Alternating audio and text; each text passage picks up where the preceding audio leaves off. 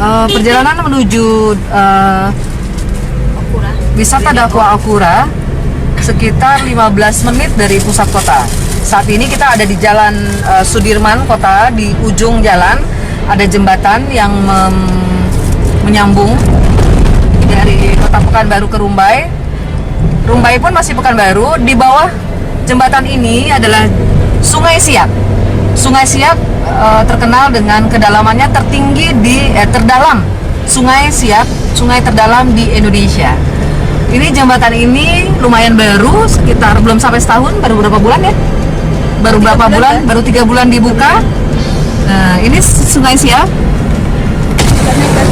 Sungai Siak. Ya. Wisata Dakwah Al-Qura meskipun tidak terlalu jauh dari Pekanbaru, suasananya sudah mendukung untuk tujuan wisata. Daerahnya berbukit-bukit, kemudian sekelilingnya ada sawit, pohon sawit, dan kita yuk meluncur ke sana ya. Alhamdulillah kita sudah masuk di kawasan wisata Dakwah Al-Qura. Dari mulai depan nanti kita lihat masjidnya, karena ini merupakan satu kesatuan dengan pesantren Darul Quran As-Sunnah.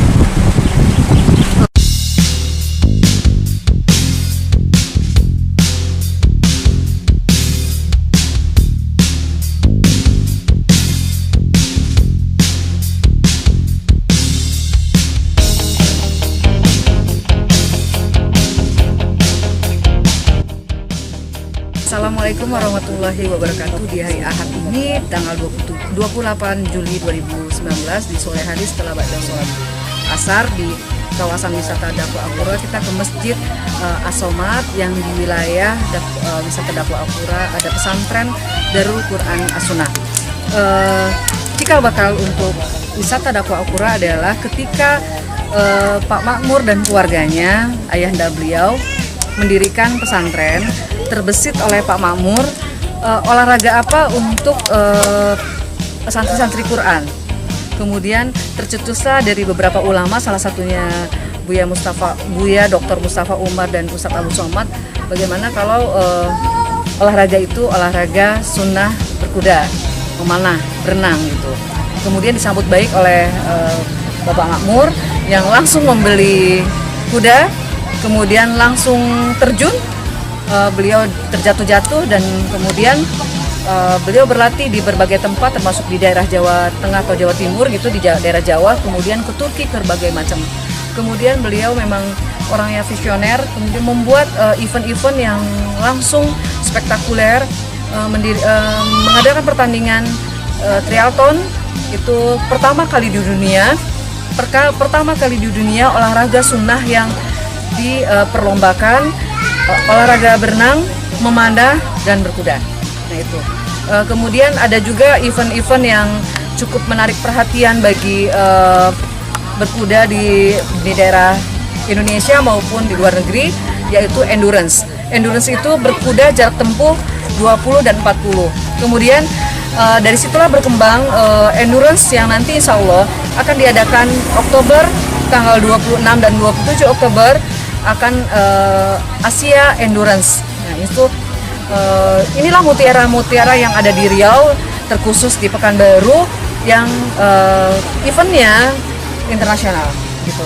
Nah salah satunya kita bersyukur sekali bisa terlibat di dalam endurance atau event-event yang ada di wisata Dakwah Al-Qura, karena Bapak Makmur dan segenap pengelola di sini, manajernya Pak Ari, memberikan kesempatan bagi pengusaha muslim untuk mengadakan bazar halal. Terima kasih wisata Dakwah Al-Qura, terima kasih Pak Makmur dan seluruh segenap pengurus atau pengelola wisata Dakwah Al-Qura, terkhusus juga untuk Pak Ari.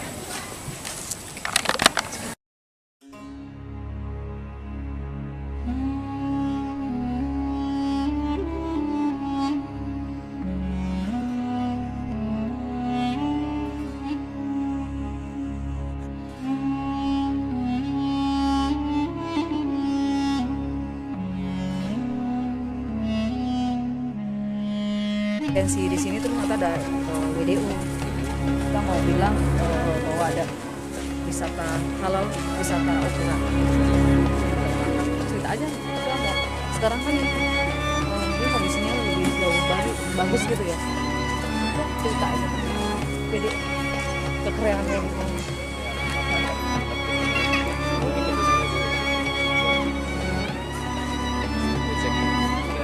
Mas Ari sekarang posisinya apa?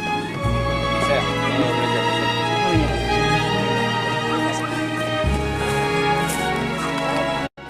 Assalamualaikum Mas Ari. Alhamdulillah. Assalamualaikum warahmatullahi wabarakatuh. Kita ada mutiara di Riau ini, yaitu mutiara potensi wisata dakwah Ofura. Yang luar biasa, dari wisata dakwah Ofura ini Riau mendapat peringkat 3 pariwisata halal. Poinnya ternyata dari wisata dakwah Ofura. Poin tertingginya dari situ. Alhamdulillah, bukan untuk sombong, tapi kita tertarik ya, karena Muslim ada olahraga sunnahnya bisa baju berkembang. Mungkin bisa diceritakan, Mas Ari ini manajer operasional wisata dakwah Ofura, sementara Pak Makmur sedang ada di Mekah sekarang. Tapi Pak Makmur, Assalamualaikum, terima kasih sudah mengizinkan kami untuk bisa meliput BDO. Ya. Baik, bismillahirrahmanirrahim. Wisata dakwah Ofura, tujuan dari kita membuat ini semua adalah yaitu syiar olahraga sunnah.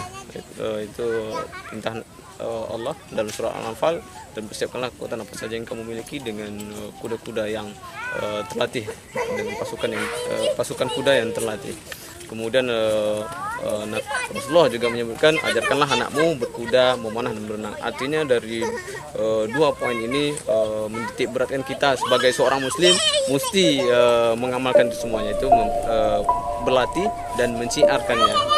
Kemudian flashback ke awal, kita membuat wisata dakwah Ofura ini sebenarnya untuk kegiatan ekstrakurikuler anak-anak pesantren yang kita tahu notabene di berbagai pesantren, sekolah-sekolah olahraganya bola kaki dan lain-lain yang tidak ada nilai ibadahnya.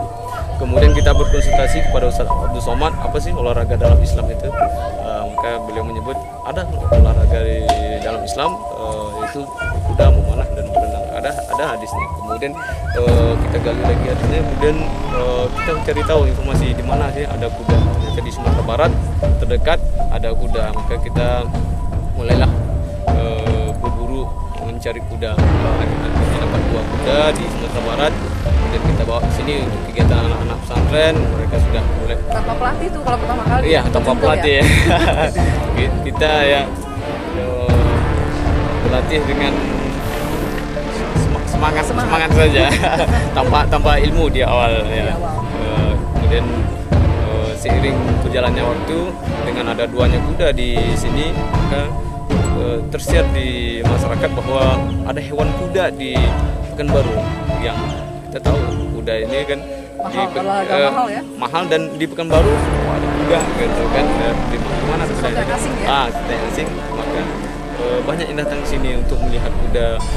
Kemudian menawarkan bisa nggak kita naik kuda, kemudian bisa nggak kita berlatih. Awalnya sih kita kasih, ya boleh naiklah silakan, anak-anak lagi kosong gitu kan. Seiring jalannya waktu, mereka bawa keluarganya, besok datang lagi, lebih rame gitu kan. Seakan-akan di sini seperti tempat wisata saja, udah ada rame yang datang. Kemudian para asatid, pengajar merasa agak repot nih. Banyak tamu yang datang, kita tidak dapat fokus belajar mengajar gitu ya. Ini bagaimana solusinya? Kemudian oleh Pak Makmur, ketika meeting, ini bukan sebuah masalah, tapi ini adalah cara Allah untuk supaya kita bangkit. Ini Allah datangkan mereka untuk datang ke tempat kita berlatih kuda atau naik kuda. Mereka bawa keberkahan, kemudian rezeki buat kita. Jadi mereka datang, kita buat konsep, udahlah jadikan ini terbuka untuk umum, kita jadikan tempat wisata, tapi ada nilai-nilai dakwahnya. Apa yang kita dakwahkan? Pertama, ini berada di lokasi pesantren. Ketika para tamu datang, mereka akan melihat kegiatan anak pesantren, mengaji, menghafal Al-Quran, kemudian sholat berjamaah, kemudian aktivitas lainnya yang menunjukkan identitas keislaman kita. Kemudian ternyata itu tadi kuda ini banyak sekali hadis tentang kuda, hampir 100-an lebih tentang kuda. Maka dengan datangnya mereka, kesempatan kita untuk mensiarkan olahraga sunnah ini supaya lebih banyak yang tahu gitu. Kemudian adapun nama Okura tadi, kita wisata, tempat orang yang datang beramai-ramai, bersenang-senang gitu ya. Kemudian dakwah, ada nilai ibadahnya, berada di lokasi pesantren. Okura sendiri adalah nama desa ini. Jadi kita gabungkan jadi wisata dakwah Okura.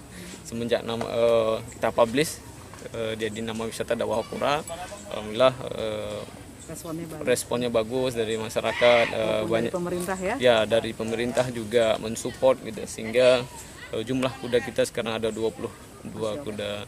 Itu 22 kuda bisa dititip, misalnya saya punya kuda bisa dititip di sini atau gimana? Bisa, kita ada paket boarding untuk kuda-kuda member yang sungguh-sungguh berlatih, kemudian menitipkan kudanya di sini. Yang merawat kita bersama anak pesantren. Oh ya, di sini juga pesantren, anak-anak santrinya terlibat dalam pengurusan kuda.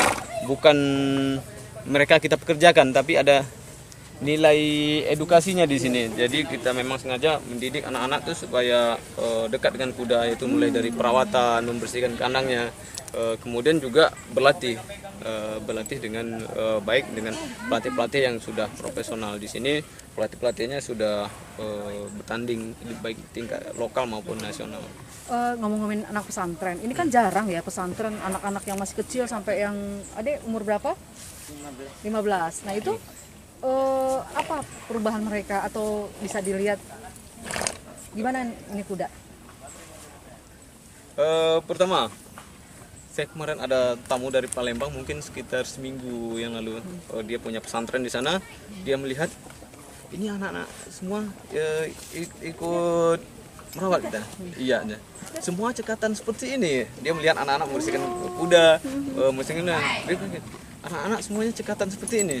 Iya, saya bilang semua terbiasa dengan itu. Awalnya mereka juga takut, tapi kuda ini melatih secara tidak langsung dengan kita merawatnya, mulai kita berlatih berinteraksi.